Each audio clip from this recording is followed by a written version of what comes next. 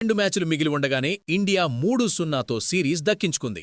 మూడవ టీ20లో ఇండియా సాధించిన విజయం మామూలు విజయం కాదు, న్యూజిలాండ్ గుండెల్లో వణుకు పుట్టించిన విజయం. అభిషేక్ శర్మ బ్యాట్తో బాదుడు పాఠాలు నేర్పిస్తే బుమ్రా బాల్తో భయం అంటే ఏంటో చూపించాడు. ఇక మన కెప్టెన్ సూర్యకుమార్ యాదవ్ సంగతి సరేసరి, గ్రౌండ్లో దిగితే వీడియో గేమ్ ఆడినట్టే ఉంది.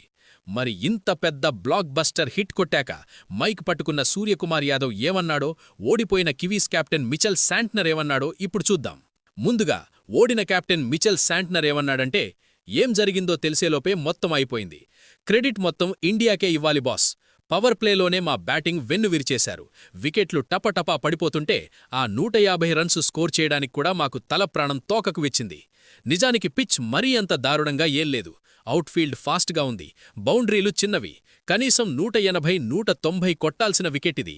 కానీ ఫస్ట్ ఇన్నింగ్స్లో వాళ్లు వేసిన కటర్స్ మా బ్యాటికి దొరకలేదు.